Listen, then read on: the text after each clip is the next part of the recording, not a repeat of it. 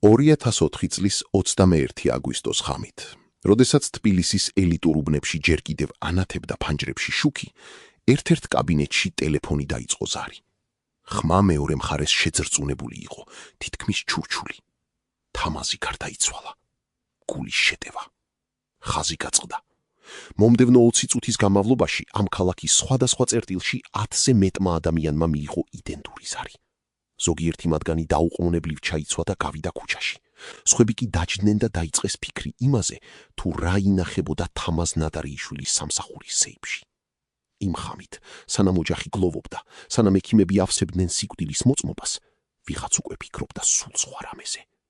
როგორ მოეპოვებინა კასაღები იმ სეიფისა, სადაც 10 წლეული საიდუმლოებები ინახებოდა. დოკუმენტები, რომლებშიც ჩაწერილი იყო ყველა გარიგება, ყველა ხელმოწერა, ყველა მილიონი, რომელიც სახელმწიფო დახმარების სახით შემოდიოდა და ქრებოდა უცნობი მიმართულებით. დოკუმენტები, რომლებიც შეეძლოთ მთელი ერთი ეპოქის ელიტა ციხეში ჩაეგდოთ. ან პირიქით, დაეცვათ ისინი, ვინც ახალი ხელისუფლების პროკურატურისგან ელოდა დაპატიმრებას. მაგრამ ეს დოკუმენტები აღარასდროს აღარ გამოჩნდა. არც ერთი ფურცელი, არც ერთი ფოტო, არც ერთი ხელნაწერი შენიშვნა. თითქოს 10 წლის ისტორია ერთ ღამეში გაქრა. და დღემდე არავინ იცის, ვინ შევიდა იმ კაბინეტში პირველმა, როდესაც თამაზ ნადარიშვილის გული გაჩერდა. წარმოიდგინეთ, რომ თქვენ ხართ ერთ-ერთი იმ 10 ადამიანიდან, რომელთაც ყველაფერი იცოდით თამაზ ნადარიშვილის შესახებ. ყველა საიდუმლო, ყველა ფინანსური ნაკადი, ყველა შეთანხმება, რომელიც დევნილთა დახმარების ფონდებს შეეხებოდა. თქვენ იცოდით სადევს შავი რვეული, სადაც ხელით იყო ჩაწერილი, ვის რამდენი გადაეხადა. იცოდით, რომელი მინისტრი იღებდა წილს ჰუმანიტარული ტვირთებიდან, რომელი გენერალი აკონტროლებდა საწყობებს, რომელი ბიზნესმენი ყიდულობდა ფქვილს და ზეთს შავბაზარზე გასაღიდად. იცოდით, რომ ედუარდ შევარდნაძის ხელმოწერის გარეშე არც ერთი დიდი ტრანში არ გადაიხდებოდა. და ახლა 2004 წლის აგვისტოს ბოლოს, როდესაც ახალი ხელისუფლება ითხოვდა ძველი ჩინოვნიკების თავებს, თქვენ უნდა გადაეწყვიტათ. დარჩებოდით ერთგულები მკვდარი უფროსისადმი, თუ გადაარჩენდით საკუთარ თავს. ის ღამე, როდესაც თამაზი გარდაიცვალა, იყო ის ღამე, როდესაც ყველამ თქვენგანმა გააკეთა არჩევანი. ზოგმა სიჩუმე აირჩია, სხვებმა კი მოქმედება. და ის, ვინც პირველმა მივიდა იმ კაბინეტთან, სადაც სეიფი იდგა, მან გადაწყვიტა მთელი ქვეყნის ბედი. 1993 წლის შემოდგომა, სოხუმის დაცემა. 100,000 ადამიანი ქართულ მხარეს გადმოდის, ფეხშიშველი, შეშინებული, ყველაფრის დამკარგავი. მსოფლიო საზოგადოება რეაგირებს სწრაფად. გაერო, ევროკავშირი, ამერიკის შეერთებული შტატები იწყებენ ჰუმანიტარული დახმარების გაგზავნას. პირველი თვეების განმავლობაში საქართველოში შემოდის 100 ტონა საკვები, მედიკამენტები, საბნები, ტანსაცმელი. ფინანსური ტრანშები, რომლებიც მილიონებში იზომება. ოფიციალურად ეს ყველაფერი 300,000 დევნილს უნდა მიეღო, მაგრამ რეალურად დევნილები ხედავენ მხოლოდ მცირე ნაწილს ამ დახმარებისა. ვადაგასული კონსერვები, რომლებზეც ეტიკეტები უკვე ჩამოცვენილია. მაკარონი, რომელიც ერთმანეთში ჩაქრულია. ზეთი, რომელიც უკვე მწარე გემოს იძლევა. ხოლო ფული, რომელიც ოფიციალურად თითოეულ დევნილს ეკუთვნის, ხდება 14 ლარი თვეში. 14 ლარი. ეს არის ის თანხა, რომლითაც ადამიანმა უნდა გაატაროს თვე, როდესაც მსოფლიო საზოგადოება მის სახელზე $100 აგზავნის. სად იკარგება დანარჩენი? ვინ იღებს იმ უზარმაზარ სხვაობას, რომელიც შემოსულ და გაცემულ თანხებს შორის არსებობს? ეს კითხვები დევნილები ერთმანეთს ჩუმად უსვავენ, როდესაც ზამთარში სასტუმრო ივერიის დერეფნებში პარკეთს წვავენ გასათბობად. მაგრამ პასუხი არავის აქვს. ან უფრო სწორად, პასუხი ყველას აქვს, მაგრამ არავინ ბედავს ხმამაღლა თქვას. 1995 წელს თამაზ ნადარიშვილი ინიშნება აფხაზეთის ავტონომიური რესპუბლიკის უმაღლესი საბჭოს თავმჯდომარედ. ეს არის თანამდებობა, რომელიც ოფიციალურად დევნილობაშია, მაგრამ რეალურად უზარმაზარ ძალაუფლებას იძლევა. ნადარიშვილი ხდება ის ადამიანი, რომელიც აკონტროლებს ყველა ფინანსურ ნაკადს, რომელიც დევნილთა საკითხებს ეხება. ის პირდაპირ ანგარიშს უწევს ედუარდ შევარდნაძეს. მათ შორის ურთიერთობა არის ნდობის ურთიერთობა. ისეთი ნდობის, რომელიც ფულზე, ძალაუფლებაზე და საიდუმლოებებზეა აგებული. შევარდნაძე იცის, რომ ნადარიშვილი არასდროს ღალატობს. ნადარიშვილი კი იცის, რომ შევარდნაძის ხელმოწერის გარეშე არაფერი ხდება. ეს არის იდეალური სისტემა, მათთვის, ვინც ამ სისტემაში შიგნით არის. მაგრამ გარედან, დევნილთა თვალით, ეს სისტემა გამოიყურება როგორც უზარმაზარი შავი ხვრელი, რომელშიც ქრება ყველაფერი, რაც მათ უნდა მიიღოთ. ნადარეიშვილის კაბინეტი ხდება ის ადგილი, სადაც გადაწყვეტილებები მიიღება. ვის მიეცემა საწყობების მართვის უფლება? ვინ გახდება ჰუმანიტარული ორგანიზაციების ადგილობრივი პარტნიორი? ვინ მიიღებს ნებართვას, რომ დახმარების ნაწილი გაყიდოს კომერციულ ბაზარზე? ყველა ეს გადაწყვეტილება ფიქსირდება არაოფიციალურ დოკუმენტებში, რომლებიც საჯარო აუდიტისთვის ხელმისაწვდომია, არამედ პირად ჩანაწერებში, რომლებსაც ნადარეიშვილი საკუთარ სეიფში ინახავს. 1996-დან 2002 წლამდე ეს არის ის პერიოდი, რომელსაც შემდეგ ოქროს ხანად მოიხსენიებენ. არა დევნილებისთვის, რომლებიც კვლავ ცხოვრობენ გაუსაძლის პირობებში, არამედ მათთვის, ვინც აკონტროლებს ფინანსურ ნაკადებს. ჰუმანიტარული დახმარება კვლავ შემოდის უზარმაზარი მასშტაბებით. გაერო აგზავნის ფქვილს, ზეთს, შაქარს, მარილს. ევროკავშირი აფინანსებს სამედიცინო პროგრამებს. ამერიკა გამოყოფს გრანტებს დევნილთა დასახლებისთვის. მაგრამ რეალურად დევნილები ხედავენ მხოლოდ მცირე ნაწილს. დანარჩენი ქრება. როგორ? ერთ-ერთი სქემა მარტივია. ჰუმანიტარული ტვირთი ოფიციალურად რეგისტრირდება საქართველოს საწყობებში. შემდეგ ის გადანაწილდება დევნილებზე. მაგრამ რეალურად ტვირთის დიდი ნაწილი გადადის კერძო ვაჭრების ხელში, რომლებიც მას შავ ბაზარზე ყიდიან. ფული, რომელიც ამ გაყიდვიდან მიიღება, იყოფა. ნაწილი ბრუნდება უკან, როგორც ადმინისტრაციული ხარჯები. ნაწილი გადადის ჩინოვნიკების ჯიბეებში, ნაწილი კი უფრო მაღლა, იქ, სადაც ხელმოწერებს სვავენ. ეს სისტემა მუშაობს წლების განმავლობაში, რადგან ყველა, ვინც ამ ჯაჭვში შედის, იღებს თავის წილს. და ყველა მიცის, რომ თუ ერთი რგოლი გაიმეერებს, მთელი ჯაჭვი ჩამოიშლება. ამიტომ ყველა ინარჩუნებს სიჩუმეს. გარდა იმ ადამიანებისა, რომლებიც ამ სისტემის გარეთ არიან, დევნილებისა, რომლებიც კითხულობენ გაზეთებში, თუ რამდენი მილიონი შემოვიდა მათი დასახმარებლად და შემდეგ უყურებენ თავიანთ ცარიელ ჯიბეებს. პირველი სტატიები პრესაში ჩნდება 1989 წელს. ჟურნალისტები იწყებენ კითხვების დასმას. სად არის ის ფული, რომელიც დევნილებს უნდა მიეღოთ? რატომ ცხოვრობენ ისინი კვლავ უშუქოდ და უწყლოდ, როდესაც საერთაშორისო დახმარება მილიონებში იზომება? მაგრამ ეს კითხვები რჩება უპასუხოდ. ოფიციალური განცხადებები ყოველთვის ერთნაირია. დახმარება სრულად ხვდება ადრესატებამდე, ყველა ფინანსური ოპერაცია გამჭვირვალეა, აუდიტი არ ავლენს დარღვევებს. მაგრამ ის, ვინც ამ სისტემის შიგნით არის, იცის სხვა სიმართლე. იცის, რომ აუდიტები იწერება იმ ადამიანების მიერ, რომლებიც თავად არიან ამ სისტემის ნაწილი. იცის, რომ დოკუმენტები ყალბდება. იცის, რომ ხელმოწერები ემატება უკვე შევსებულ ფორმებს. იცის, რომ რეალური ციფრები და ოფიციალური ანგარიშგება არის ორი სრულიად განსხვავებული რეალობა. და იცის, რომ ერთადერთი ადამიანი, რომელსაც აქვს სრული სურათი, ის ადამიანი, რომელიც ინახავს ყველა რეალურ დოკუმენტს, არის თამაზ ნადარეიშვილი. მისი სეიფი არის ის ადგილი, სადაც ჭეშმარიტება ინახება. არა ის ჭეშმარიტება, რომელიც საჯარო აუდიტისთვის წარედგინება, არამედ ის ჭეშმარიტება, რომელიც შეეძლო მთელი ერთი ეპოქის ელიტა ციხეში ჩაეგდო. 2003 წლის ნოემბერი. ვარდების რევოლუცია. ედუარდ შევარდნაძე გადადგა. ახალი ხელისუფლება მოდის ანტიკორუფციული ლოზუნგებით. მიხეილ სააკაშვილი პირდება, რომ ძველი სისტემა განადგურდება. ყველა კორუმპირებული ჩინოვნიკი დაისჯება, ქვეყანა გაიწმინდება. პირველი თვეებიდან იწყება მასობრივი დაპატიმრებები. ყოფილი მინისტრები, გენერალები, მაღალჩინოსნები ერთმანეთის მიყოლებით ხვდებიან ციხეში. ბრალდებები ყოველთვის მსგავსია. კორუფცია, თანამდებობრივი უფლებამოსილების ბოროტად გამოყენება, სახელმწიფო ქონების გაფლანგვა. ზოგიერთი მათგანი აღიარებს, სხვები უარყოფენ. მაგრამ ყველა მიცის, რომ ახალი ხელისუფლება ეძებს არა მხოლოდ სამართლიანობას, ის ეძებს ფულს. იმ ფულს, რომელიც ძველმა ელიტამ გაიტანა. და ეძებს გზას, როგორ აიძულოს ეს ადამიანები, რომ ეს ფული დააბრუნონ. ამ კონტექსტში თამაზ ნადარეიშვილი ხდება ერთ-ერთი მთავარი სამიზნე. ის არის ადამიანი, რომელიც 10 წლის განმავლობაში აკონტროლებდა დევნილთა ფონდებს.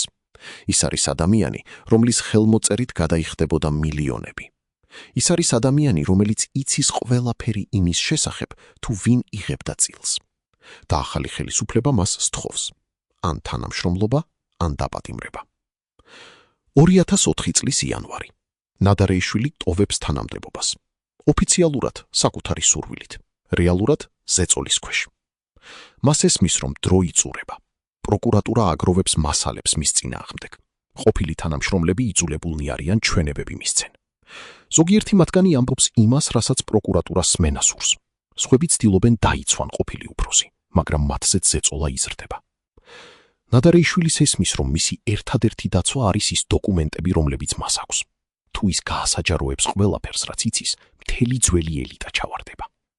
მათ შორის ისეთი ადამიანები, რომლებიც ახლა ახალ ხელისუფლებასთან თანამშრომლობენ. ეს არის მისი სიცოცხლის დაზღვევა. ის იცის იმდენს, რომ მისი მოკლა ან დაპატიმრება შეიძლება გახდეს საშიში თავად იმათთვის, ვინც ამას ითხოვს. მაგრამ ამავე დროს ეს დოკუმენტები არის საფრთხეც, რადგან თუ ისინი არასწორ ხელში მოხვდება, ან თუ ნადარეიშვილი მოულოდნელად გარდაიცვლება, ეს დოკუმენტები შეიძლება გამოყენებულ იქნას არა მისი დასაცავად, არამედ სხვა ადამიანების დასაშანტაჟებლად ან გასამდიდრებლად. 2004 წლის აგვისტო. ნადარეიშვილი ცხოვრობს მუდმივ სტრესში. ის იცის, რომ პროკურატურა იმზადება მის დაპატიმრებას. ის იცის, რომ ყოფილი კოლეგები, რომლებსაც ის ენდობოდა, ახლა მის წინააღმდეგ ჩვენებებს აძლევენ. ის იცის, რომ დრო იწურება. მაგრამ ის ასევე იცის, რომ მას აქვს ის, რაც სხვებს არ აქვთ. სრული სურათი. ყველა დოკუმენტი, ყველა ხელმოწერა, ყველა გარიგება. ის ინახავს ამ დოკუმენტებს ორ ადგილას. ნაწილი სახლში, პირად სეიფში. ნაწილი კი სამსახურში, აფხაზეთის უმაღლესი საბჭოს შენობაში, იმ კაბინეტში, რომელიც ოფიციალურად უკვე აღარ არის მისი, მაგრამ სადაც მას კვლავ აქვს წვდომა. ის ფიქრობს, თუ როგორ გამოიყენოს ეს დოკუმენტები. გაასაჯაროოს თუ არა ისინი, გადასცეს თუ არა ისინი ჟურნალისტებს, თუ შეინახოს როგორც უკანასკნელი არგუმენტი, თუ პროკურატურა მოახერხებს მის დაპატიმრებას. ის არ იცის, რომ გადაწყვეტილების მიღების დრო აღარ დარჩა, რადგან 2004 წლის 21 აგვისტოს მისი გული ვეღარ გაუძლებს სტრესს. ის ღამე, როდესაც თამას ნადარეიშვილი გარდაიცვალა, იყო ის ღამე, როდესაც თბილისის ელიტურ უბნებში ბევრმა ადამიანმა ვერ დაიძინა. ზოგიერთი მათგანი გლოვობდა, ნადარეიშვილი მაინც იყო ადამიანი, რომელსაც ბევრი იცნობდა, ბევრს თანამშრომლობდა, ბევრისთვის იყო მეგობარი ან კოლეგა. მაგრამ სხვები არ გლოვობდნენ. ისინი ფიქრობდნენ იმაზე, რომ ახლა, როდესაც ნადარეიშვილი მკვდარია, მისი დოკუმენტები ხდება უპატრონო. ფიქრობდნენ იმაზე, რომ ვინც პირველი მიაღწევს იმ სეიფს, მოიპოვებს უზარმაზარ ძალაუფლებას. ძალაუფლებას დაიცვას საკუთარი თავი. ძალაუფლებას დაასჯას მტრები. ძალაუფლებას დაშანტაჟოს ისინი, ვინც ახალ ხელისუფლებაში არის. ან ძალაუფლებას გაყიდოს ეს დოკუმენტები უმაღლეს მსყიდველს. ამიტომ, სანამ ოჯახი გლოვობდა, სანამ ექიმები ავსებდნენ ფორმებს, სანამ პოლიცია ოფიციალურად აფიქსირებდა გარდაცვალების მიზეზს, გულის შეტევა, ბუნებრივი სიკვდილი, ვიღაც უკვე მოძრაობდა.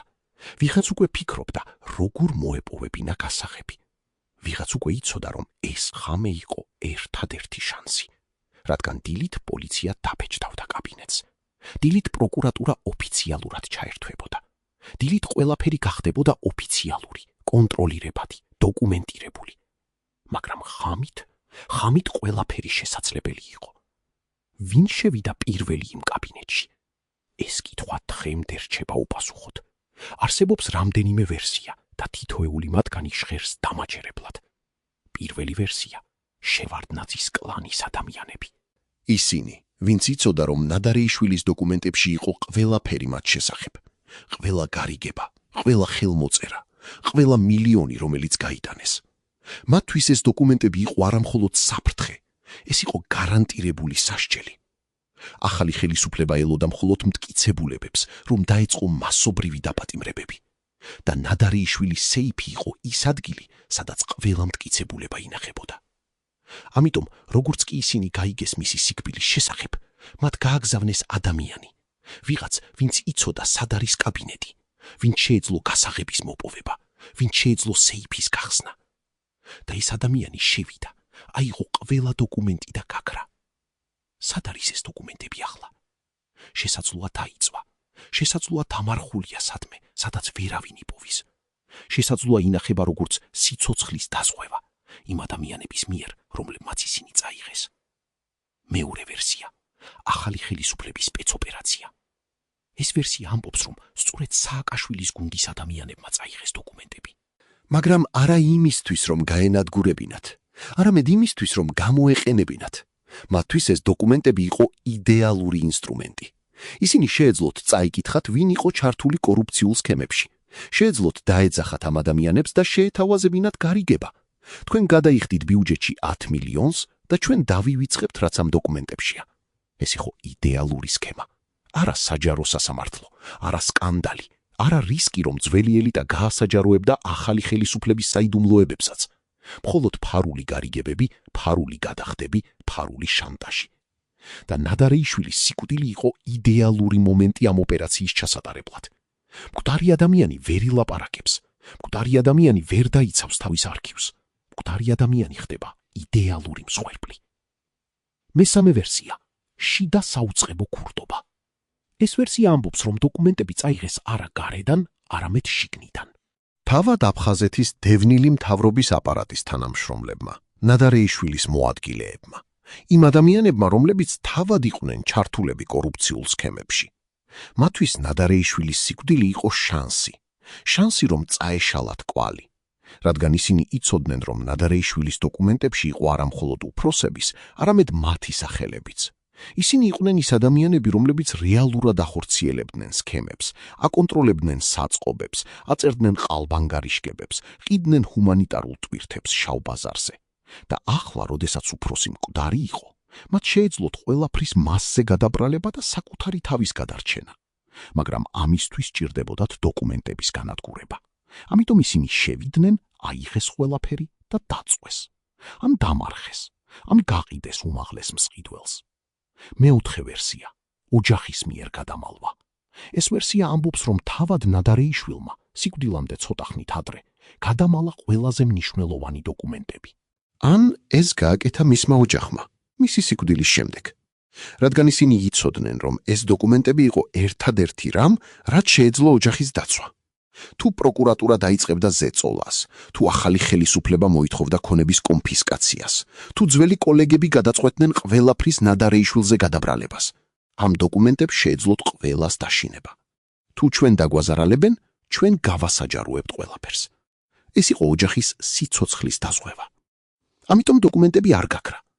ისინი უბრალოდ გადავიდა სხვა ხელებში, სადაც ისინი დღემდე ინახება. ელოდებიან იმ დღეს, როდესაც მათი გამოყენება საჭირო გახდება. რომელი ვერსია არის სიმართლე? არავინ იცის. რადგან ყველა, ვინც იცოდა რაიმე, ან მკვდარია, ან ჩუმად არის. ყველა, ვინც იმ ღამეს იმ კაბინეტთან იყო, ან უარყოფს, ან თავს არიდებს პასუხს. ყველა, ვისაც შეეძლო რამე თქმა, ან გაქრა, ან ცხოვრობს უცხოეთში. ან ცხოვრობს იმ შიშში, რომ თუ ილაპარაკებს, მომდევნო დღეს მოკვდება. ამიტომ ის, რაც მოხდა 2004 წლის 21 აგვისტოს ღამით, რჩება საიდუმლოდ. საიდუმლოდ, რომელიც იცავს ბევრ ადამიანს. საიდუმლოდ, რომელიც ამართლებს ბევრ ადამიანს. საიდუმლოდ, რომელიც ამძიმებს ბევრ ადამიანს. მაგრამ ერთი რამ ცხადია. ის დოკუმენტები, რომლებიც შეეძლოთ მთელი ერთი ეპოქის ისტორიის გადაწერა, აღარ არსებობს. ან თუ არსებობს, ისინი ინახება იქ, სადაც ვერავინ იპოვის. და ის ადამიანები, რომლებმაც იციან სიმართლე, ელიან იმ დღეს, როდესაც ისინი მოკვდებიან და თავიანთი საიდუმლოებები თავიანთთან ერთად წაიღებენ.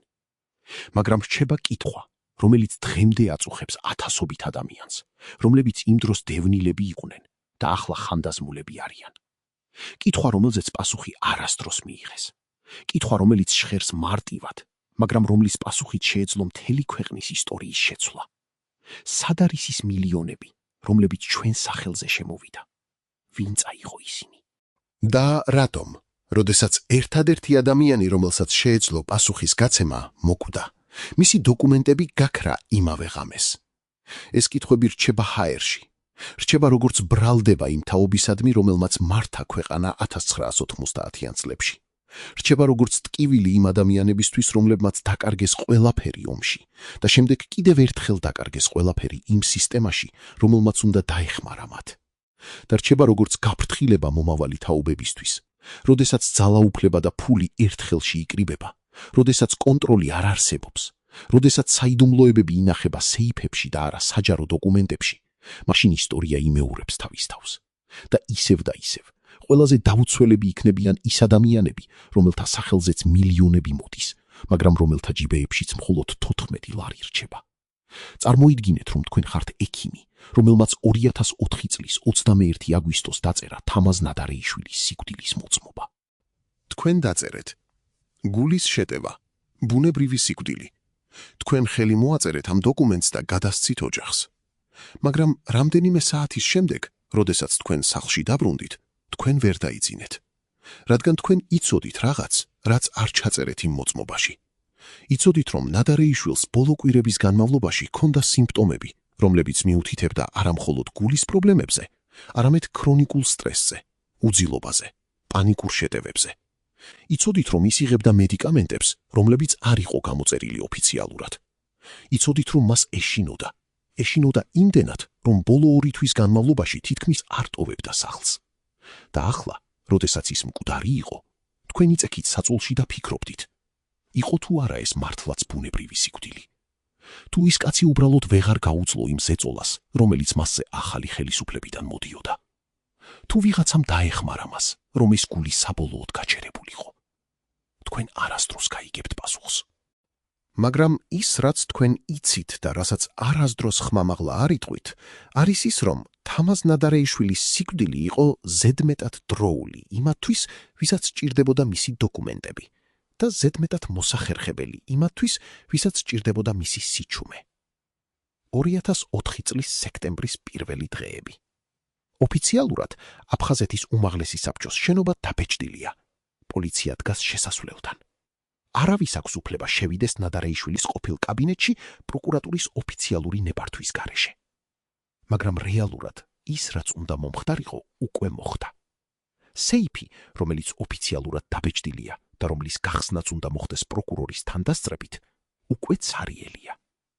როდესაც საბოლოოდ მოდის ოფიციალური კომისია, პროკურორი, 2 მოწმე, ტექნიკური სპეციალისტი და ხსნიან სეიფს, ისინი პოულობენ მხოლოდ რამდენიმე უმნიშვნელო საფუძს, ძველ სამსახურებრივ ბარათებს, რამდენიმე ცარიელ საქაღალდეს, ერთ დაგვიანებულ ანგარიშგებას, რომელიც არაფერს ამბობს. მაგრამ ის, რაც უნდა ყოფილიყო იქ, პირადი დღიურები, ფინანსური ანგარიშგებები, მიმიწერა შევარდნაძესთან, ჩანაწერები გარიგებების შესახებ, ის ლეგენდარული შავი რვეული, ყველაფერი ეს გაქრა. პროკურორი წერს ოქმს. სეიფში არ აღმოჩენილა დოკუმენტები, რომლებიც შეეხებოდა დევნილთა ფონდების მართვას. ეს არის ოფიციალური ვერსია. მაგრამ ყველა, ვინც იმ ოთახში დგას, იცის, რომ ეს არის სიცრუე. იცის, რომ ნადარეიშვილი არასდროს დატოვებდა ცარიელ სეიფს. იცის, რომ ვიღაცამ შევიდა აქ ადრე. იცის, რომ ვიღაცას ჰქონდა გასაღები. იცის, რომ ვიღაცამ იცოდა ზუსტად რა ეძებდა. და იცის, რომ ეს ვიღაც არ იყო შემთხვევითი ქურდი. ვინ ფლობდა გასაღებს იმ სეიფისა? ეს არის კითხვა, რომელზეც პასუხი შეცვლიდა ყველაფერს. ოფიციალურად გასაღები იყო მხოლოდ ნადარეიშვილთან. მას ჰქონდა 1 ასლი საკუთარ ჯიბეში, მუდმივად, მეორე ასლი ინახებოდა მის სახლში, პირად სეიფში, რომელსაც მხოლოდ მისი ცოლი იცნობდა კომბინაციას. მესამე ასლი, სარეზერვო, ინახებოდა უმაღლესი საბჭოს ადმინისტრაციულ განყოფილებაში, დალუქულ კონვერტში, რომელზეც წერდა გასაღები ნომერი 3, გახსნა მხოლოდ თავმჯდომარის ან მისი იურიდიული მემკვიდრის თანდასწრებით. ეს იყო სტანდარტული პროცედურა, მაგრამ რეალურად ყველამ იცოდა, რომ ასეთი პროცედურები საქართველოში იმ დროს იყო მხოლოდ ქაღალდზე. რეალურად თუ ვიღაცას ძალიან სჭირდებოდა ამ გასაღების მოპოვება, ის შეეძლო მოელოდა, სანამ ნადარეიშვილი სახლიდან გამოვიდოდა და მისი ჯიბე გაეჩხრიკა. შეეძლო შეეღწია მის სახლში და გაეხსნა პირადი სეიფი. შეეძლო წასულიყო ადმინისტრაციულ განყოფილებაში და მოეთხოვა ის დალუქული კონვერტი, თუ მას ჰქონდა საკმარისი ძალაუფლება ან საკმარისი ფული. ამიტომ, როდესაც სეიფი აღმოჩნდა ცარიელი, პირველი კითხვა იყო არა, როგორ გახსნეს, არამედ ვინ ჰქონდა ძალაუფლება ან ფული, რომ მოეპოვებინა გასაღები. არსებობს ერთი დეტალი, რომელიც არასდროს გახდა საჯარო, მაგრამ რომელიც ცნობილია იმათთვის, ვინც იმ დროს უმაღლესი საბჭოს შენობაში მუშაობდა. 2004 წლის 21 აგვისტოს ღამით, დაახლოებით 2 საათზე, შენობის დარაჯმა ნახა მანქანა, რომელიც შეჩერდა უკანა შესასვლელთან. ეს იყო შავი ჯიპი, ნომრების გარეშე. ჩამოვიდა 2 კაცი, ჩაცმული შავში, სახეები ნაწილობრივ დაფარული. ისინი მივიდნენ დარაჯთან და უთხრეს: ჩვენ უნდა შევიდეთ თავმჯდომარის კაბინეტში, ოფიციალური დავალება. დარაჯმა ჰკითხა, სად არის ნებართვა? ერთ-ერთმა კაცმა ჩაიდო ხელი ჯიბეში და გამოიღო რაღაც. დარაჯი შემდეგ არ იტყო და რა იყო ეს, მაგრამ ის იყო საკმარისი, რომ მას გაეღო კარი. ორი კაცი შევიდა შენობაში. დარაჯი დარჩა გარეთ, მოწევა. 15 წუთის შემდეგ ისინი გამოვიდნენ. ერთ-ერთს ეჭირა შავი ჩანთა, რომელიც აშკარად მძიმე იყო. მეორეს ეჭირა რამდენიმე საქახალდე. ისინი ჩაჯდნენ მანქანაში და გაქრნენ. დარაჯმა არასდროს უთხრა ეს არავის ოფიციალურად, მაგრამ მან უთხრა თავის ცოლს. ცოლმა უთხრა თავის დას. და ასე ნელ-ნელა ეს ისტორია გავრცელდა იმ ადამიანებს შორის, რომლებიც იმ სისტემის ირგვლივ იყვნენ. და ყველა, ვინც ეს ისტორია გაიგო, ჰკითხა ერთი და იგივე. ვინ იყვნენ ის ორი კაცი? ვის ჰქონდა ძალაუფლება, რომ დარაჯი დაეშინებინა? და რა იყო იმ შავ ჩანთაში? მაგრამ არსებობს სხვა ვერსიაც. ვერსია, რომელიც ამბობს, რომ ის ორი კაცი არ იყვნენ ის, ვინც წაიღო დოკუმენტები. რომ ისინი მოვიდნენ უკვე ცარიელ სეიფთან. რომ ვიღაც სხვამ ადრე უკვე გაასუფთავა ყველაფერი. ეს ვერსია ამბობს, რომ თავად ნადარეიშვილმა რამდენიმე დღით ადრე, როდესაც მან იგრძნო, რომ დრო იწურება, გადაიტანა ყველაზე მნიშვნელოვანი დოკუმენტები სხვა ადგილას. შესაძლოა თავის სახლში, შესაძლოა ვიღაც ნათესავთან, შესაძლოა ვიღაც ადვოკატთან, რომელსაც ენდობოდა. და როდესაც ის გარდაიცვალა, ეს დოკუმენტები უკვე არ იყო იმ სეიფში. იყო მხოლოდ ნაწილი. ის ნაწილი, რომელიც არ იყო ყველაზე საშიში. ის ნაწილი, რომელიც შეეძლო მსხვერპლად შეეწირა, თუ ვიღაც მოვიდოდა ცეფნაზე. ხოლო რეალური საიდუმლოებები, ის დოკუმენტები, რომლებშიც იყო ყველაზე დიდი სახელები, ყველაზე დიდი თანხები, ყველაზე საშიში ჭეშმარიტებები, ისინი უკვე იყო უსაფრთხო ადგილას. და ის ორი კაცი, რომლებიც შავ ჯიბში მოვიდნენ, წაიღეს მხოლოდ ის, რაც დარჩა. წაიღეს იმიტომ, რომ არ დარჩენილიყო არანაირი კვალი. წაიღეს იმიტომ, რომ შემდეგ შეეძლოთ ეთქვათ: ჩვენ ვეძებდით, მაგრამ ვერაფერი ვიპოვეთ. ახლა წარმოიდგინეთ, რომ თქვენ ხართ თამაზ ნადარეიშვილის ცოლი. თქვენი ქმარი გარდაიცვალა. თქვენ გლოვობთ. მაგრამ ამავე დროს თქვენ იცით რაღაც, რაც არავის უთქვამთ. იცით, რომ თქვენ სახლში, იმ პირად სეიფში, რომლის კომბინაციაც მხოლოდ თქვენ იცით, ინახება დოკუმენტები. არა ყველა დოკუმენტი, ნაწილი მათგანი, მაგრამ ის ნაწილი, რომელიც ყველაზე მნიშვნელოვანია. ის დოკუმენტები, რომლებშიც არის ხელმოწერები იმ ადამიანებისა, რომლებიც ახლა ახალ ხელისუფლებაში არიან. ის დოკუმენტები, რომლებშიც არის ციფრები, რომლებიც აჩვენებს თუ რამდენი მილიონი გაიტანეს. ის დოკუმენტები, რომლებიც შეუძლიათ დაიცვან თქვენი ოჯახი. რადგან თუ ვიღაც მოვა და მოითხოვს თქვენი ქონების კონფისკაციას, თუ ვიღაც დაიწყებს თქვენი ქმრის სახელის შელახვას, თუ ვიღაც გადაწყვეტს, რომ თქვენი ოჯახი უნდა გაღარიბდეს და დაიმსხვრეს, თქვენ შეგიძლიათ ამ დოკუმენტების გამოყენება. შეგიძლიათ ეთქვათ: თუ ჩვენ დაგვაზარალებენ, ჩვენ გავასაჯაროებთ ყველაფერს. ეს არის თქვენი ერთადერთი იარაღი. ერთადერთი რამ, რაც იცავს თქვენ და თქვენ შვილებს. ამიტომ თქვენ არასდროს იტყვით არავის, რომ ეს დოკუმენტები არსებობს. არასდროს აჩვენებთ მათ. არასდროს გამოიყენებთ მათ, თუ ეს აბსოლუტურად აუცილებელი არ გახდება. თქვენ უბრალოდ ინახავთ მათ და ელოდებით. ელოდებით იმ დღეს, როდესაც ვიღაც გადააბიჯებს ხაზს. და მაშინ, მხოლოდ მაშინ, თქვენ გამოიღებთ ამ დოკუმენტებს და აჩვენებთ, რომ თქვენი ოჯახი არ არის უსაფრთხო მსხვერპლი. მაგრამ რა ხდება თუ ეს დოკუმენტები არასდროს ყოფილა?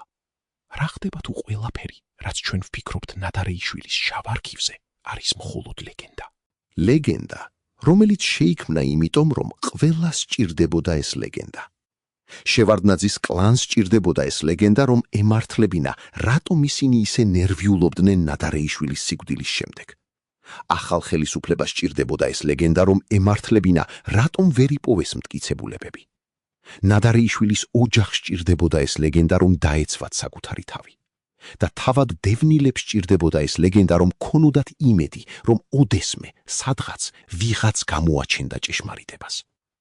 მაგრამ რა ხდება თუ ჭეშმარიტება არის ის, რომ არასდროს ყოფილა ერთი ცენტრალური არქივი? რომ ნადარეიშვილი იყო ჭკვიანი საკმარისად, რომ არ შეინახა ყველაფერი ერთ ადგილას. რომ ის ინახავდა ნაწილებს, ერთი ნაწილი სახლში, ერთი ნაწილი სამსახურში, ერთი ნაწილი ვიღაც ადვოკატთან, ერთი ნაწილი ვიღაც ნათესავთან. და როდესაც ის გარდაიცვალა, ეს ნაწილები გაიფანტა.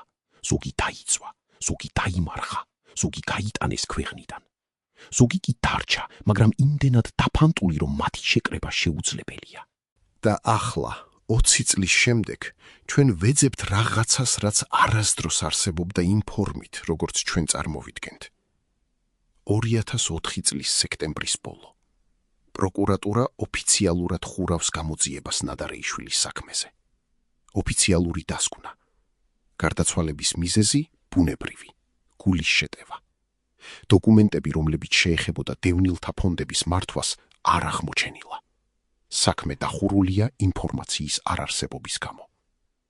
ეს არის ოფიციალური ვერსია, მაგრამ რეალურად ყველა მიცის, რომ ეს არის სიცრუე. ყველა მიცის, რომ დოკუმენტები არსებობდა. ყველა მიცის, რომ ვიღაცამ წაიღო ისინი. ყველა მიცის, რომ ეს ვიღაც იყო ძალაუფლების მქონე ადამიანი. მაგრამ არავინ ბედავს ხმამაღლა თქვას, რადგან ის, ვინც ხმამაღლა იტყვის, იცის, რომ მომდევნო დღეს მოკვდება. ან დაპატიმრდება, ან გაქრება, ან მისი ოჯახი დაზარალდება. ამიტომ ყველა ჩუმად არის. და ეს სიჩუმე ხდება ახალი ნორმა. სიჩუმე, რომელიც იცავს ყველას. სიჩუმე, რომელიც ამართლებს ყველას. სიჩუმე, რომელიც ამძიმებს ყველას. მაგრამ სიჩუმე, რომელიც არასდროს გაწყდება. დღეს, 20 წლის შემდეგ, თუ თქვენ კითხავთ ნებისმიერ ადამიანს, რომელიც იმ დროს იმ სისტემაში იყო, ისინი გეტყვიან ერთსა და იმავეს. მე არაფერი ვიცი, მე არ ვიყავი იქ, მე არ ვიცნობდი ნადარეიშვილს პირადად, მე მხოლოდ ვიცი ის, რაც ყველა მიცის, რომ ის გარდაიცვალა და რომ დოკუმენტები გაქრა. მაგრამ თუ თქვენ დაუსვამთ მეორე კითხვას, მაგრამ თქვენ ფიქრობთ, ვინ წაიღო ისინი? მაშინ ისინი გაჩუმდებიან და შეგხედავენ. და იმ მზერაში თქვენ დაინახავთ ყველაფერს. დაინახავთ შიშს, დაინახავთ ბრალს, დაინახავთ სინანულს, დაინახავთ იმ ცოდნას, რომელიც არასდროს გახდება სიტყვები. და მაშინ თქვენ გაიგებთ, რომ ჭეშმარიტება არ არის დამარხული სადმე დოკუმენტებში. ჭეშმარიტება დამარხულია იმ ადამიანების გულებში, რომლებმაც იციან, მაგრამ არასდროს იტყვიან. და ის ჭეშმარიტება მოკვდება მათთან ერთად. წარმოიდგინეთ ადამიანი, რომელიც 10 წლის განმავლობაში ყოველდღე იღვიძებს დილის 6-ზე, ატარებს კოსტიუმს, აბამს ჰალსტუქს და მიდის სამსახურში. ადამიანი, რომლის ხელმოწერით გადაიხდება მილიონები. ადამიანი, რომელთან შეხვედრას ელოდებიან მინისტრები, გენერლები, საერთაშორისო ორგანიზაციების წარმომადგენლები. ადამიანი, რომელიც იცის ყველაფერი, ყველა ციფრი, ყველა გარიგება, ყველა საიდუმლო შეთანხმება. ახლა წარმოიდგინეთ, რომ ეს ადამიანი 10 წლის შემდეგ უცებ კარგავს ყველაფერს.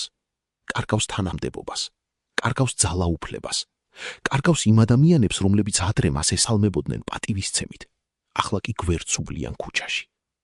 და ყველაზე საშინელი, იცის, რომ ახალი ხელისუფლება ელოდება მხოლოდ ერთ რამეს, მიზეს, რომ დააპატიმროს ის. ეს არის თამაზ ნადარეიშვილის ბოლო თვეები. თვეები, როდესაც ის ყოველდღე იღვიძება და არ იცის, არის თუ არა ეს მისი ბოლო თავისუფალი დღე. თვეები, როდესაც ის ყოველ ღამე წევს საწოლში და უსმენს ყოველ ხმაურს ქუჩიდან. ფიქრობს, მოდიან თუ არა ისინი მისთვის. თვეები, როდესაც მისი სხეული ნელ-ნელა იშლება სტრესისგან და არავინ ამჩნევს ამას. არავინ, გარდა იმ ადამიანებისა, რომლებიც მას ყოველდღე ხედავენ და ხედავენ, როგორ ხდება ის ჩრდილი საკუთარი თავისა. 2004 წლის მაისი. ნადარეიშვილი უკვე 4 თვეა, რაც თანამდებობა დატოვა. ოფიციალურად ის არის თავისუფალი ადამიანი, მაგრამ რეალურად ის არის პატიმარი საკუთარ სახლში. ის თითქმის აღარ გამოდის, თითქმის აღარ იღებს სტუმრებს, თითქმის აღარ პასუხობს ტელეფონს. მისი ოჯახი ამჩნევს, რომ ის იცვლება. არა მხოლოდ ფსიქოლოგიურად, ფიზიკურად. მისი სახე ხდება უფრო ფერმკრთალი, მისი თვალები ხდება უფრო ჩაძირული, მისი ხელები იწყებს კანკალს, როდესაც ის ცდილობს ჭიქა აიღოს. მისი ძილი ხდება ფრაგმენტული, ის იძინებს 2-3 საათს, შემდეგ იღვიძებს ოფლიანი, შეშინებული და აღარ შეუძლია ხელახლა დაძინება. მისი მადა ქრება, ის ჭამს მცირე ულუფებს, უგემოდ, მექანიკურად. მისი წონა იკლებს. მისი კოსტუმები, რომლებიც ადრე იდეალურად ეკეთებოდა, ახლა ჩამოკიდებულია მის სხეულზე, თითქოს ვიღაც სხვის ტანსაცმელია. და ყველაზე საშინელი მისი გული. ის იწყებს გრძნობას, რომ მისი გული არ მუშაობს ისე, როგორც უნდა. ის გრძნობს ტკივილს მკერდში, გრძნობს, რომ ჰაერი არ ეყოფა, გრძნობს, რომ მისი გული ზოგჯერ ცემს ძალიან სწრაფად, ზოგჯერ კი ძალიან ნელა. და ის იცის, რომ ეს არის სტრესი, იცის, რომ ეს არის შიში, იცის, რომ მისი სხეული უბრალოდ აღარ უძლებს იმ ზეწოლას, რომელშიც ის ცხოვრობს. მაგრამ ის არ მიდის ექიმთან, რადგან თუ ის მივა ექიმთან, ექიმი დაწერს დიაგნოზს და ეს დიაგნოზი გახდება ოფიციალური. და ოფიციალური დიაგნოზი ნიშნავს, რომ ის არის სუსტი და სისუსტე ნიშნავს დაუცველობას და დაუცველობა ნიშნავს, რომ მისი მტრები გამოიყენებენ ამას. ამიტომ ის მიდის მხოლოდ პირად ექიმთან, ადამიანთან, რომელსაც ენდობა, რომელიც არ დაწერს ოფიციალურ ანგარიშს. ეს ექიმი აძლევს მას მედიკამენტებს, მედიკამენტებს გულისთვის, მედიკამენტებს ზეწოლისთვის, მედიკამენტებს ძილისთვის, მედიკამენტებს შფოთვისთვის. და ნადარიგი შვილი იღებს ამ მედიკამენტებს, ფარულად, სახლში, ისე რომ არავინ ნახოს. იღებს მათ და ელოდება, რომ ისინი დაეხმარება. მაგრამ ისინი არ ეხმარება. რადგან პრობლემა არ არის მხოლოდ სხეულში. პრობლემა არის იმ რეალობაში, რომელშიც ის ცხოვრობს. და არც ერთი მედიკამენტი ვერ შეცვლის იმ ფაქტს, რომ ყოველი დღე შეიძლება იყოს მისი ბოლო თავისუფალი დღე. 2004 წლის ივნისი. ნადარიშვილის ოჯახი ცდილობს დაარწმუნოს ის, რომ წავიდეს ქვეყნიდან. წადი რუსეთში, ეუბნება მისი ცოლი. წადი თურქეთში. წადი სადმე, სადაც უსაფრთხო იქნები. აქ შენ აღარ ხარ უსაფრთხო. მაგრამ ნადარიშვილი უარს ამბობს. თუ მე წავალ, ამბობს ის, ეს იქნება აღიარება. აღიარება იმისა, რომ მე მაქვს რაღაც დასამალი. და მაშინ ისინი გამოიყენებენ ჩემს გაქცევას როგორც მტკიცებულებას. ის რჩება. რჩება იმიტომ, რომ სჯერა, რომ თუ ის რჩება, თუ ის არ ქცევა, თუ ის არ ემალება, მაშინ შესაძლოა ახალი ხელისუფლება მიხვდება, რომ ის არ არის დამნაშავე.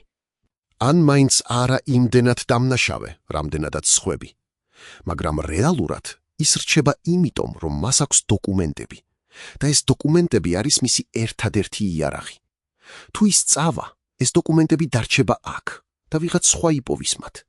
და მაშინ ის დაკარგავს ერთადერთ რამეს, რაც მას იცავს. ამიტომ ის რჩება. რჩება და ელოდება.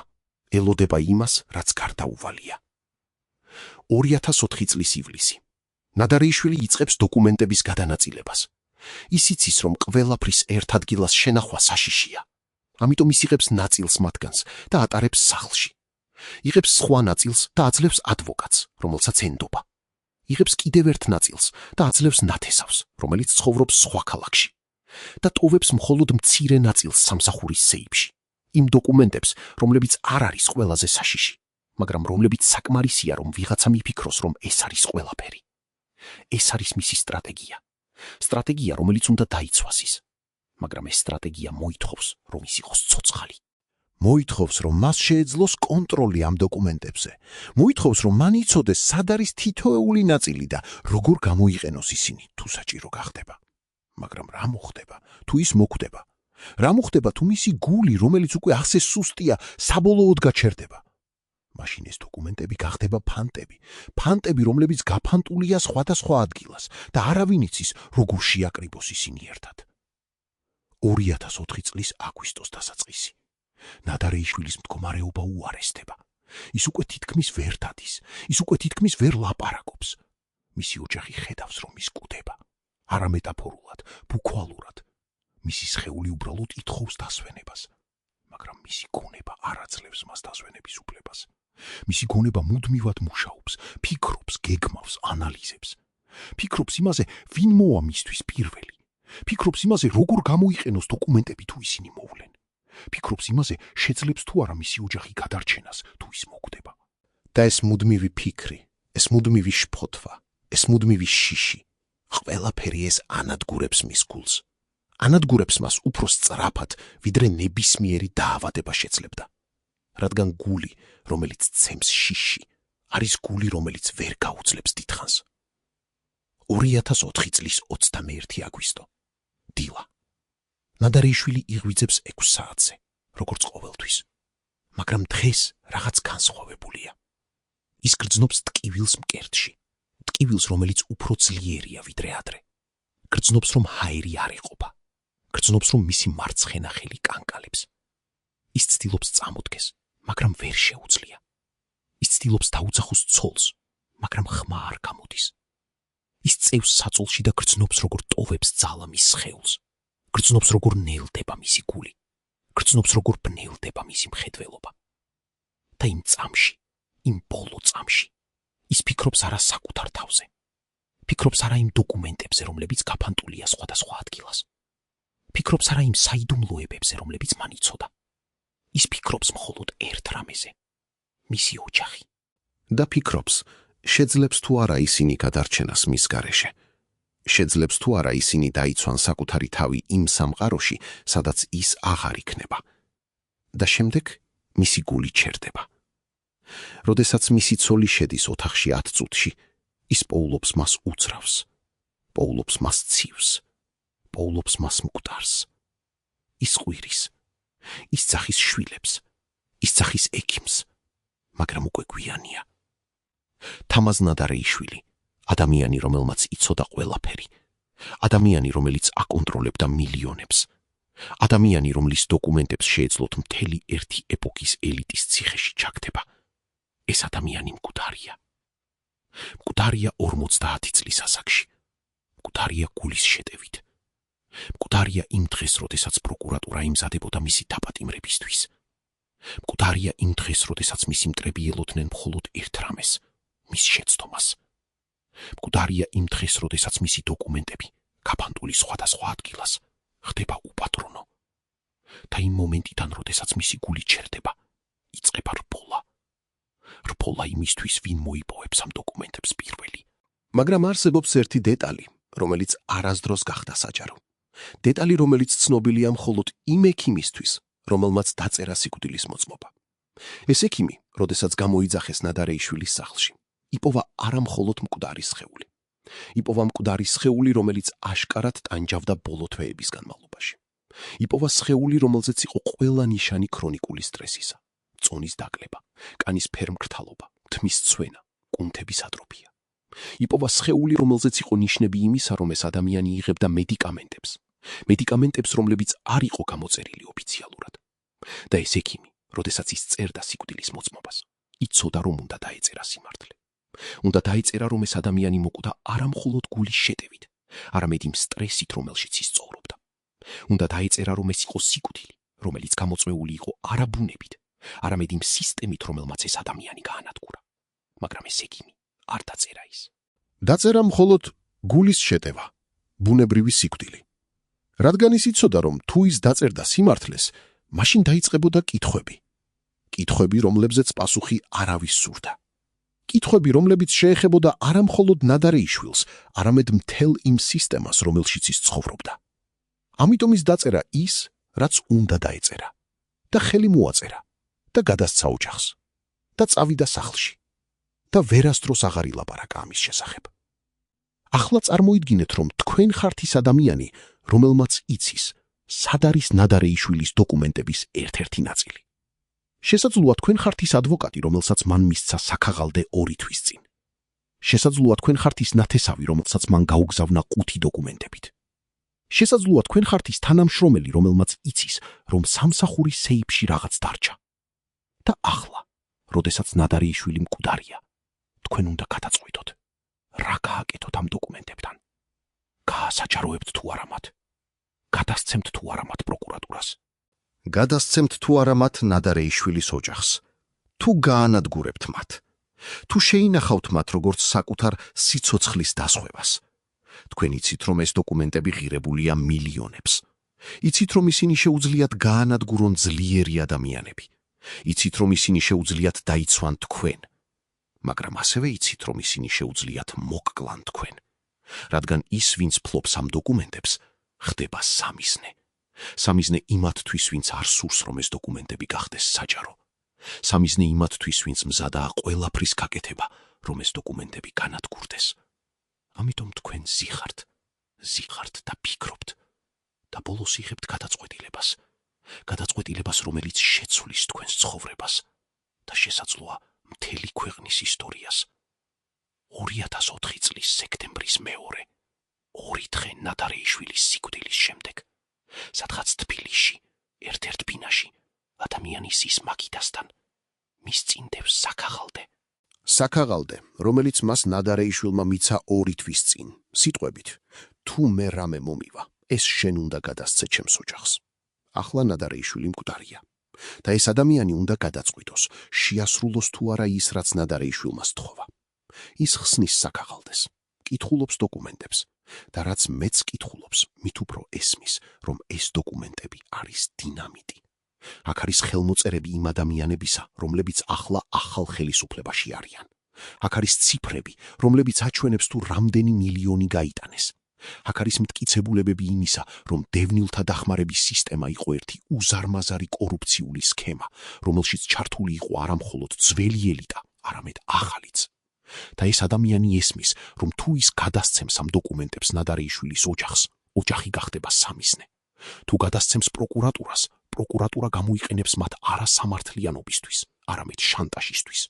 თუ გაასაჯაროებს, ის თავად გახდება სამიზნე. ამიტომ ის იღებს მესამე გადაწყვეტილებას. ის დახურავს საქაღალდეს, დებს მას ცეცხლში და უყურებს როგორ იწვის. უყურებს როგორ იქცევა ფერფლად ის ქაღალდები, რომლებზეც დაწერილი იყო ჭეშმარიტება. უყურებს როგორ ქრება ის ციფრები, რომლებიც შეეძლოთ მთელი ერთი ეპოქის ელიტის ციხეში ჩაგდება. უყურებს როგორ ნადგურდება ის მტკიცებულებები, რომლებიც შეეძლოთ დევნილებს სამართლიანობის მოპოვება. და როდესაც ბოლო ფურცელი იწვის, ეს ადამიანი დგება და გადის. გადის და არასდროს აღარ ლაპარაკობს ამის შესახებ, რადგან ის იცის, რომ ეს იყო ერთადერთი გზა, რომ გადაერჩინა საკუთარი თავი. მაგრამ რა მოხდა იმ დოკუმენტებთან, რომლებიც სხვა ადგილებში იყო? რა მოხდა იმ დოკუმენტებთან, რომლებიც ნადარეიშვილის სახლში იყო? რა მოხდა იმ დოკუმენტებთან, რომლებიც სამსახურის სეიფში იყო? ეს არის კითხვა, რომელზეც პასუხი არავინ იცის. რადგან თითოეული ადამიანი, რომელსაც ჰქონდა წვდომა ამ დოკუმენტებზე, მიიღო საკუთარი გადაწყვეტილება. ზოგმა დაწვა, ზოგმა დამარხა, ზოგმა გაყიდა, ზოგმა შეინახა. და ახლა, 20 წლის შემდეგ, შესაძლოა ეს დოკუმენტები კვლავ არსებობს სადმე. შესაძლოა ისინი ინახება ვიღაცის სახლის სარდაფში. შესაძლოა ისინი ინახება ვიღაცის ბანკის სეიფში უცხოეთში. შესაძლოა ისინი ინახება ვიღაცის კომპიუტერში დაშიფრული ფაილების სახით. ან შესაძლოა ისინი აღარ არსებობს. შესაძლოა ყველა ასლი დაიწვა, დაიმარხა, განადგურდა და ჭეშმარიტება, რომელიც მათში იყო ჩაწერილი, გაქრა მათთან ერთად. მაგრამ ერთი რამ ცხადია. ის ადამიანები, რომლებმაც იციან სად არის ეს დოკუმენტები, არასდროს ილაპარაკებენ. რადგან მათ იციან, რომ სიჩუმე არის ის ფასი, რომელიც უნდა გადაიხადონ საკუთარი სიცოცხლის გადასარჩენად. დღეს, 20 წლის შემდეგ, თუ თქვენ გაივლით თბილისის ქუჩებში და შეხვდებით ხანდაზმულ ადამიანს, რომელიც იმ დროს დევნილი იყო, და გკითხავთ მას, სად არის ის მილიონები, რომლებიც თქვენს სახელზე შემოვიდა? ის გეტყვით, არ ვიცი, ვიღაცამ წაიღო ისინი, მაგრამ ვინ, არავინ იცის. და თუ თქვენ გკითხავთ, მაგრამ ხომ იყო დოკუმენტები? ხომ იყო მტკიცებულებები? ის გეტყვით, იყო, მაგრამ ისინი გაქრა. გაქრა იმ ღამეს, როდესაც თამაზ ნადარეიშვილი მოკვდო. და თუ თქვენ გკითხავთ, მაგრამ ვინ წაიღო ისინი? ის გაჩუმდება. გაჩუმდება და შეგხედავთ. და იმ ზერაში თქვენ დაინახავთ ყველაფერს. დაინახავთ ტკივილს. დაინახავთ უსამართლობას. დაინახავთ იმ ცოდნას, რომ სამართლიანობა არასდროს იქნება აღდგენილი. და დაინახავთ იმ რეზიგნაციას, რომელიც მოდის მაშინ, როდესაც ადამიანი ესმის, რომ ზოგიერთი კითხვა არასდროს მიიღებს პასუხს. რადგან ის ადამიანები, რომლებსაც აქვთ პასუხები, უკვე მკვდარნი არიან. ან ცხოვრობენ იმ შიშში, რომ თუ ისინი ილაპარაკებენ, მომდევნო დღეს მოკვდებიან. და ეს შიში, ეს სიჩუმე, ეს რეზიგნაცია, ეს არის ის მემკვიდრეობა, რომელიც დატოვა თამაზ ნადარეიშვილის სიკვდილმა და მისი დოკუმენტების გაქრობამ. წარმოიდგინეთ, რომ დრო შეჩერდა. 2004 წლის 21 აგვისტოს ღამე, ზუსტად 2 საათზე, როდესაც ის შავი ჯიპი შეჩერდა უმაღლესი საბჭოს შენობის უკანა შესასვლელთან. წარმოიდგინეთ, რომ თქვენ შეგიძლიათ დაინახოთ არა მხოლოდ ის, რაც მოხდა, არამედ ის, რაც არ მოხდა.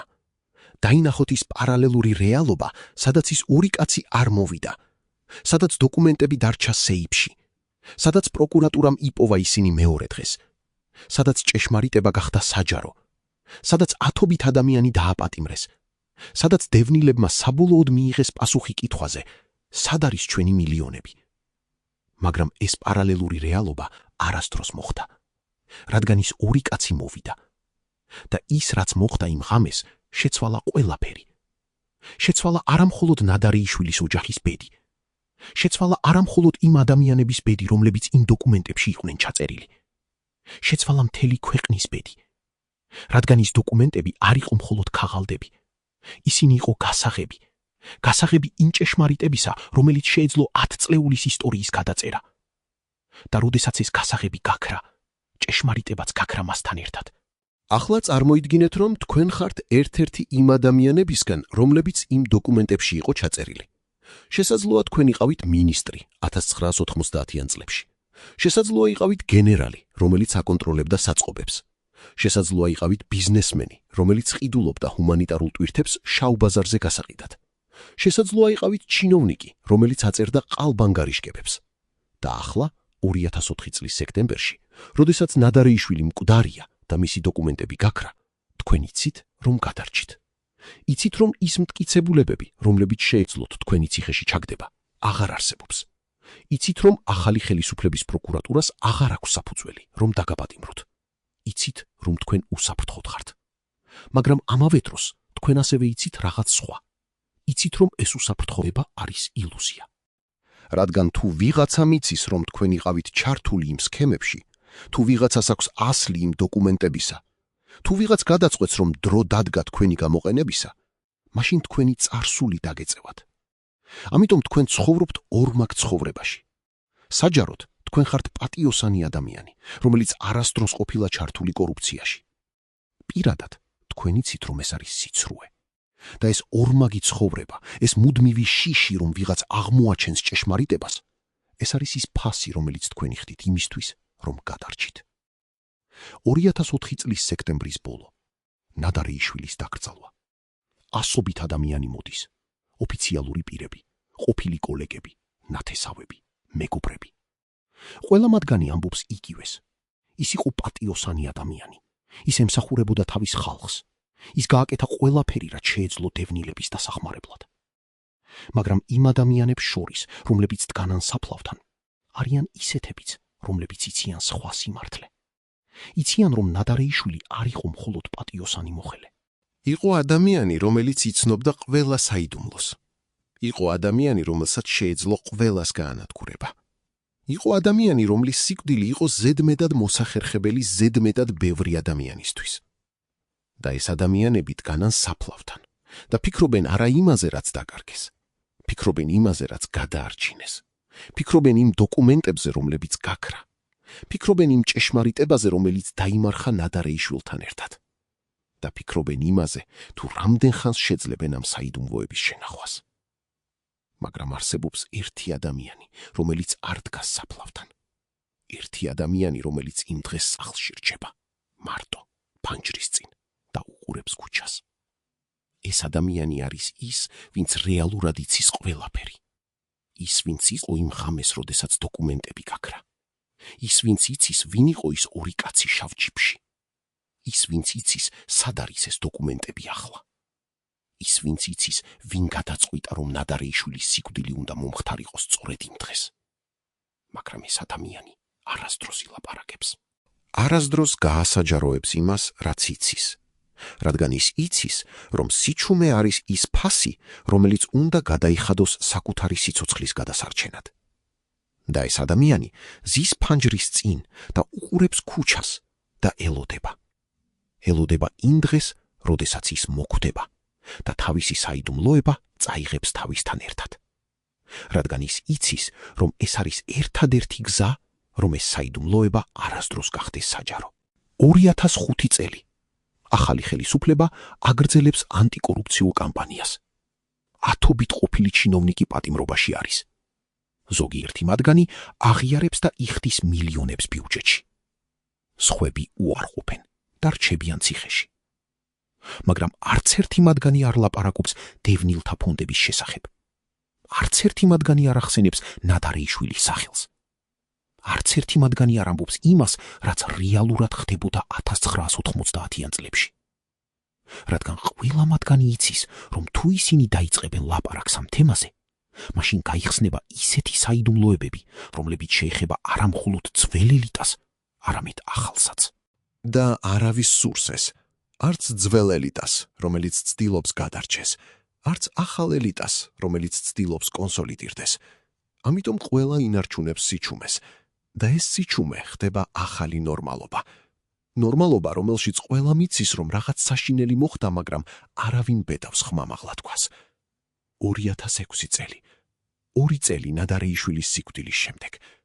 მისი ოჯახი ცდილობს გააგრძელოს ცხოვრება.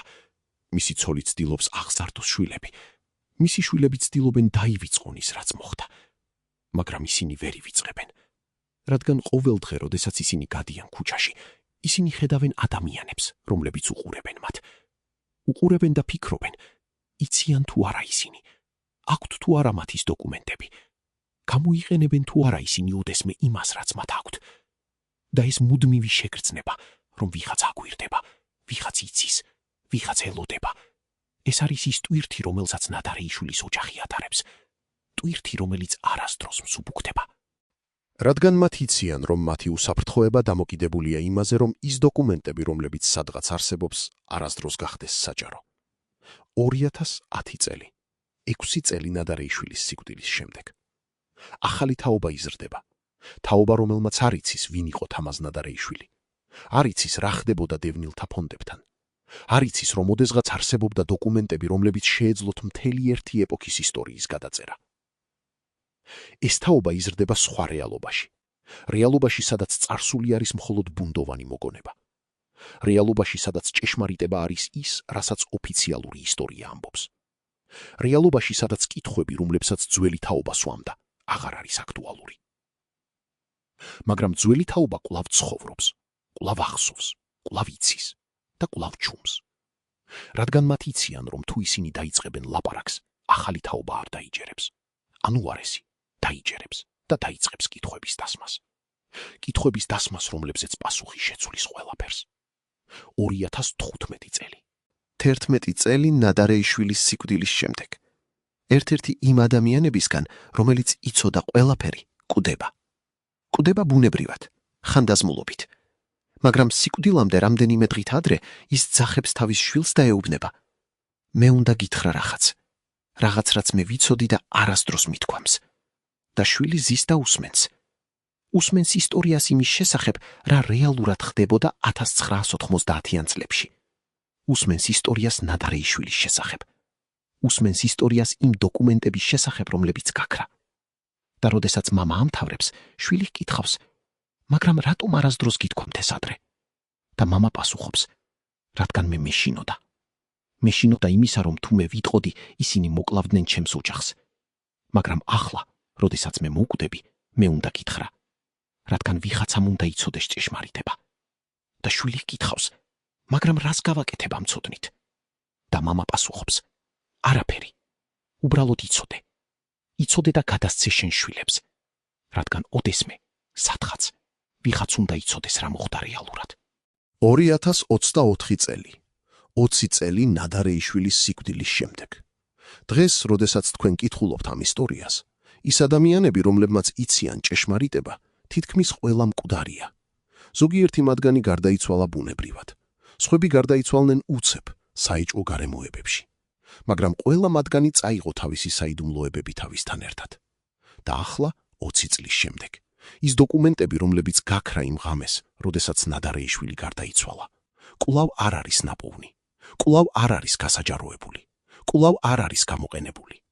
შესაძლოა ისინი აღარ არსებობს. შესაძლოა დაიწვა, დაიმარხა, განადგურდა. ან შესაძლოა ისინი კვლავ არსებობს სადმე, ვიღაცის სეიფში, ვიღაცის სარდაფში, ვიღაცის კომპიუტერში. ელოდებიან იმ დღეს, როდესაც ვიღაც გადაწყვეტს, რომ დრო დადგა მათი გასაჯაროებისა. მაგრამ ეს დღე შესაძლოა არასდროს დადგეს. რადგან ის ადამიანები, რომლებმაც იციან, სად არის ეს დოკუმენტები, იციან ასევე, რომ მათი გასაჯაროება ნიშნავს საკუთარი სიკვდილის განაჩენს. რა მოხდა იმ ადამიანებთან, რომლებიც გადარჩნენ ამ ისტორიას? ნადარეიშვილის ოჯახი კვლავ ცხოვრობს თბილისში.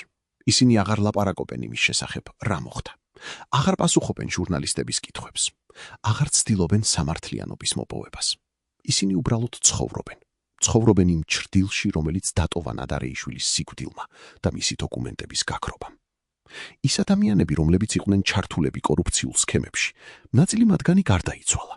ნაწილი კვლავ ცხოვრობს, ზოგი საქართველოში, ზოგი უცხოეთში. ზოგიერთი მათგანი გახდა წარმატებული ბიზნესმენი, სხვები გახდნენ პოლიტიკოსები ახალ ხელისუფლებაში. მესამეები უბრალოდ გაქრნენ საზოგადოებრივი ცხოვრებიდან. მაგრამ ყველა მათგანი ატარებს ერთსა და იმავე ტვირთს. ტვირთს იმ ცოდნისა, რომ ისინი იყვნენ ნაწილი სისტემისა, რომელმაც გაძარცვა ასობით ათასი დევნილი. და ყველა მათგანი იცის, რომ თუ ოდესმე ის დოკუმენტები გამოჩნდება, მათი ცხოვრება დასრულდება. ქვეყანა თავად შეიცვალა. საქართველო, რომელიც იყო 2004 წელს, აღარ არსებობს. ახალი თაობა იზრდება. თაობა, რომელმაც არ იცის, როგორი იყო ცხოვრება 1990-იან წლებში. არ იცის, როგორი იყო ცხოვრება დევნილობაში. არ იცის, როგორი იყო ცხოვრება იმ სისტემაში, სადაც კორუფცია იყო არა გამონაკლისი, არამედ ნორმა. ეს თაობა ცხოვრობს სხვა რეალობაში. რეალობაში, სადაც წარსული არის მხოლოდ ისტორია. მაგრამ ძველი თაობა კვლავ ახსოვს, კვლავ იცის და კვლავ ატარებს იმ ტკივილს, რომელიც მოდის მაშინ, როდესაც ადამიანმა იცის, რომ სამართლიანობა არასდროს იქნება აღდგენილი. როდესაც ადამიანმა იცის, რომ ის მილიონები, რომლებიც მის სახელზე შემოვიდა, წაიღო ვიღაცამ და ეს ვიღაც არასდროს დაიჭება. როდესაც ადამიანმა იცის, რომ ჭეშმარიტება დაიმარხა იმ დოკუმენტებთან ერთად, რომლებიც გაქრა იმ ღამეს, როდესაც თამაზ ნადარეიშვილი გარდაიცვალა. მაგრამ მთავარი კითხვა რჩება. კითხვა, რომელზეც პასუხი შეცვლიდა ყველაფერს. კითხვა, რომელზეც პასუხი არავინ იცის, ან თუ იცის, არასდროს იტყვის. ვინ იყო ის ადამიანი, რომელმაც გადაწყვიტა, რომ ნადარეიშვილის დოკუმენტები უნდა გაქრებოდა? ვინ იყო ის ადამიანი, რომელსაც ჰქონდა ძალაუფლება, რომ გაეგზავნა ის ორი კაცი შავ ჯიპში? ვინ იყო ის ადამიანი, რომელმაც იცოდა, რომ ნადარეიშვილის სიკვდილი იყო იდეალური მომენტი ამ ოპერაციის ჩასატარებლად? იყო ეს ვიღაც ძველი ელიტიდან, რომელიც ცდილობდა საკუთარი თავის დაცვას? იყო ეს ვიღაც ახალი ელიტიდან, რომელიც ცდილობდა ძველი ელიტის დაშანტაჟებას? იყო ეს ვიღაც შიდა წრიდან, რომელიც ცდილობდა საკუთარი კვალის დაფარვას? თუ იყო ეს თავად ნადარეიშვილის ოჯახი, რომელიც ცდილობდა საკუთარი თავის დაცვას? არავინ იცის და შესაძლოა არავინ არასდროს გაიგებს, რადგან ის ადამიანები, რომლებმაც იციან პასუხი, ან მკვდარნი არიან, ან ცხოვრობენ იმ შიშში, რომ თუ ისინი ილაპარაკებენ, მომდევნო დღეს მოგდებიან. და ასე, 20 წლის შემდეგ, ჩვენ ვრჩებით იმავე კითხვებთან, რომლებიც იყო 2004 წლის სექტემბერში. სად არის ის მილიონები, რომლებიც დევნილების სახელზე შემოვიდა? ვინ წაიღო ისინი? და რატომ, როდესაც ერთადერთი ადამიანი, რომელსაც შეეძლო პასუხის გაცემა, გარდაიცვალა, მისი დოკუმენტები გაქრა იმავე ღამეს? ეს კითხვები კვლავ რჩება უპასუხოდ. კვლავ რჩება როგორც ბრალდება იმ თაობისადმი, რომელმაც მართა ქვეყანა 1990-იან წლებში. კვლავ რჩება როგორც ტკივილი იმ ადამიანებისთვის, რომლებმაც დაკარგეს ყველაფერი ომში და შემდეგ კიდევ ერთხელ დაკარგეს ყველაფერი იმ სისტემაში, რომელმაც უნდა დაეხმარა მათ. და კვლავ რჩება როგორც საიდუმლოება.